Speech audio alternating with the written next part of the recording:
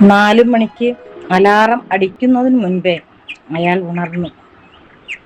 വിട്ടുപോകാൻ കൂട്ടാക്കാത്ത ഉറക്കത്തെ തട്ടിയെറിയും പോലെ കൈകാലുകൾ വലിച്ചു നിവർത്തി. ഇനി എന്തൊക്കെ ചെയ്താലാണ് 6 മണിക്ക് ജോലിക്ക് പോകാനാവുക? അയാൾ എഴുന്നേറ്റ് ലൈറ്റിട്ട് തൊട്ടടുത്ത കട്ടിലിലേക്ക് നോക്കി. അമ്മ നല്ല ഉറക്കത്തിലാണ്. അടുത്ത് ചെന്ന് അല്പസമയം നോക്കി നിന്നു. 86 വയസ്സുള്ള അമ്മ നിഷ്കളങ്കയായ ഒരു ബാലികയെപ്പോലെ. അയാളുടെ ഉള്ളിൽ വാത്സല്യം കിനിഞ്ഞു. ആ നെറ്റിയിൽ അരുമയായി ഉമ്മ വയ്ക്കുമ്പോൾ അയാൾക്ക് കരച്ചിൽ വന്നു. ഈ സ്നേഹത്തണൽ തനിക്ക് നഷ്ടമായാൽ അത് ചിന്തിക്കുവാൻ കൂടി അയാൾ അശക്തനായിരുന്നു. 26 വർഷമായി വണ്ടിയുടെ വളയം പിടിക്കാൻ തുടങ്ങിയിട്ടു. വെളുപ്പിന് പോയി രാത്രിയായി കയറി വരുമ്പോൾ നിശബ്ദതയിൽ അമർന്ന വീട്ടിൽ കാത്തിരിക്കാൻ അമ്മ മാത്രം. ബൈക്കിന്റെ ശബ്ദം മുറ്റത്തു കേൾക്കുമ്പോൾ പിച്ചം വിക്കും വിധം അമ്മ പതിയെ പൂമുഖത്തെത്തും. കാത്തിരിപ്പ് വഴിമാറിയ ആ കണ്ണുകളിലെ തിളക്കമാണ് അയാളെ ജീവിക്കാൻ പ്രേരിപ്പിക്കുന്നത്. വിള്ളൽ വീണു ചിതറിയ ദാമ്പത്യത്തിന്റെ ഓർമ്മകൾ തരുന്ന തീവ്ര നൊമ്പരത്തിൽ നിന്ന് അയാൾ മോചനം നേടുന്നത് അമ്മ തരുന്ന ചോറുരുള കഴിക്കുമ്പോഴാണ്.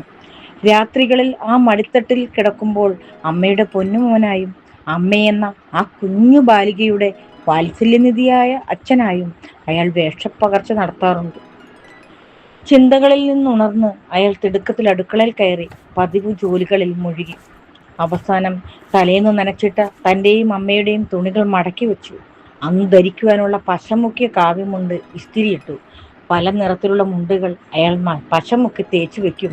അതൊടുക്കുന്നത് തന്നെ ഒരു വല്ലാത്ത അനുഭൂതിയാണ്. വാർദ്ധക്യ സഹജമായ രോഗങ്ങൾ മൂലം അമ്മ ആകെ ക്ഷീണിതയാണ്. സ്നേഹവും കരുതലും മരുന്നും കൂട്ടിച്ചേർത്ത് അയാൾ അതിനെയൊക്കെ മറികടന്നു പോകുന്നു. മിക്ക ദിവസവും ഹോസ്പിറ്റലിലായിരിക്കും.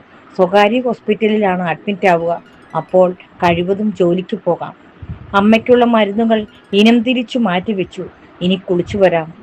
അപ്പോഴേക്കും അമ്മ പതിയെ എഴുന്നേറ്റ് അടുക്കളയിൽ വന്ന് ചായ ഉണ്ടാക്കും. ആ കൈകൊണ്ട് ഉണ്ടാക്കിയ ചായ കുടിച്ചേ അയാൾ യാത്രയാവും. ബാത്റൂമിൽ കയറവേ പെട്ടെന്ന് അയാൾ എങ്ങനെയോ കാൽ വഴുതി തറയിലേക്ക് മറിഞ്ഞു വീണു. ഒപ്പം തറയിലിരുന്ന ബക്കറ്റും തെറിച്ചു വീണു. ശബ്ദം കേട്ട് അമ്മ ഉണർന്നു. മോനെ, എന്താ?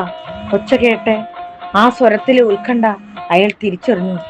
ബക്കറ്റ് മറിഞ്ഞതാണ്. കള്ളം പറഞ്ഞുകൊണ്ട് അയാൾ എഴുന്നേൽക്കാൻ ശ്രമിച്ചു. എവിടെയോ തട്ടി കാൽ വല്ലാതെ മുറിഞ്ഞിരിക്കുന്നു. കടുത്ത വേദനയിൽ അയാൾ പുളഞ്ഞു. അമ്മ വരുന്നതിന് മുൻപേ അയാൾ ഒരു വിധത്തിൽ എഴുന്നേറ്റ് കുളിച്ചെന്നു വരുത്തി. മുറിയിലേക്ക് വരുമ്പോൾ ഒന്നും അമ്മ കാണാതിരിക്കുവാൻ അയാൾ കിണഞ്ഞു ശ്രമിച്ചു.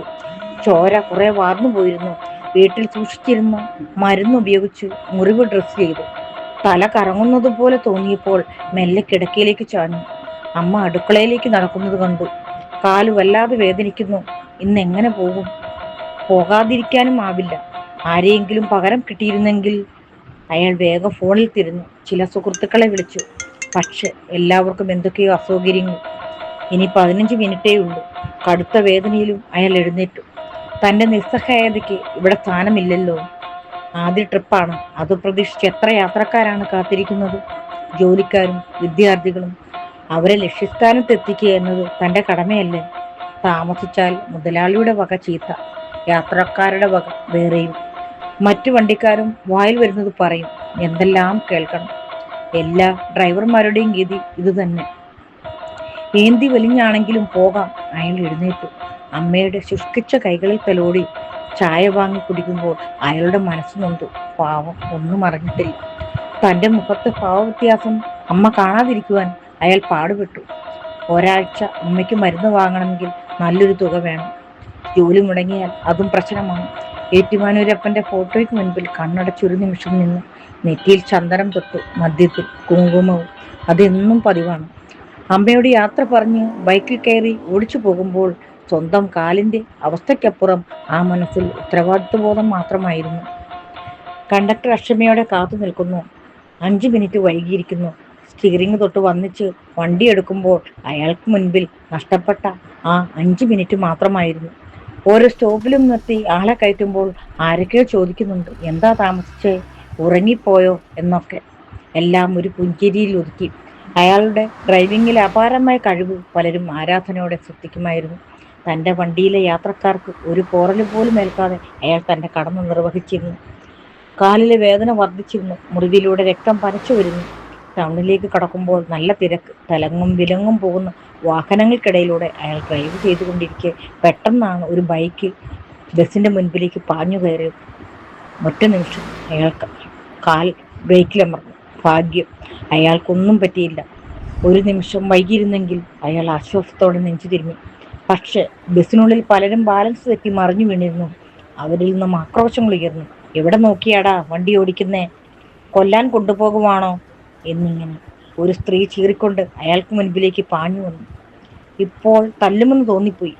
ഏതാനും പേര് സംഭവം കണ്ടതിനാൽ കൂടുതൽ പ്രശ്നമുണ്ടായില്ല. അവരുടെ വാക്കുകൾ അയാൾക്ക് ആശ്വാസമായി. നേരത്തെ പോയാൽ കുറ്റം, ഇത്തിരി താമസിച്ചാൽ കുറ്റം, ഒരു ജീവൻ രക്ഷിക്കാൻ ശ്രമിച്ചാൽ അതിലും കുറ്റം, ഒരു അപകടമുണ്ടായാൽ കാരണം അറിയുന്നതിന് മുൻപേ പൂരപ്പാട്ട് തുടങ്ങും.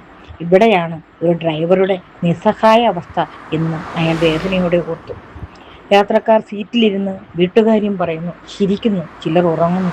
അവരെയും വഹിച്ചുകൊണ്ടു പോകുന്ന ഡ്രൈവർക്കുമില്ലേ വീടും വീട്ടുകാരും പ്രാരാബ്ദവുമൊക്കെ. അവർ ഡ്രൈവിങ്ങിനിടയിൽ ഇതൊക്കെ ചിന്തിച്ചു പോയാൽ എന്താവും സ്ഥിതി? എത്ര ജീവിതങ്ങളാണ് ഈ കൈകളിൽ സുരക്ഷിതമായി കൊണ്ടുപോകുന്നത്? എന്നിട്ടും ആരും തങ്ങളെ മനസ്സിലാക്കുന്നില്ലല്ലോ എന്ന് അയാൾ ഹൃദയവേദനയോടെ ഓർത്തു. യാത്ര തുടരുമ്പോൾ കാലിന്റെ വേദന കൂടി വരുന്നു. ഒരു ട്രിപ്പെങ്കിലും ആരെങ്കിലും പകരം കയറിയിരുന്നെങ്കിൽ ഹോസ്പിറ്റലിൽ പോകാമായിരുന്നു, അയാൾ നിരാശയോടെ ഓർത്തു.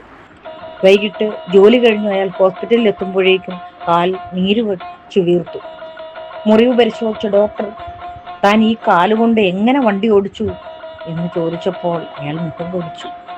ഒരാഴ്ച മരുന്ന് കഴിച്ച് റെസ്റ്റ് എടുക്കാൻ ഡോക്ടർ നിർദ്ദേശം നൽകി. കാൽ ഡ്രസ് ചെയ്ത് ഇഞ്ചക്ഷനും എടുത്ത് മടങ്ങുമ്പോൾ അയാളുടെ ശരീരം വല്ലാതെ തളർന്നിരുന്നു. ഒരാഴ്ച അമ്മയ്ക്കൊപ്പം എല്ലാം മറന്ന് വീട്ടിൽ മടങ്ങിയെത്തി അമ്മയെ പിടിച്ചടുത്തിരുത്തി ആ മടിയിലേക്ക് തല ചായ്ച്ചപ്പോൾ ഒരു സുരക്ഷിത ബോധം ഉടലാകെ പൊതിഞ്ഞു. അമ്മയുടെ വിരലുകൾ മുടിയിഴകളിലൂടെ മെല്ലെ മെല്ലെ തലോടിയെത്തിയപ്പോൾ എല്ലാ വേദനകൾക്കും ആശ്വാസം കിട്ടിയത് അയാൾ അനുഭവിച്ചറിഞ്ഞു.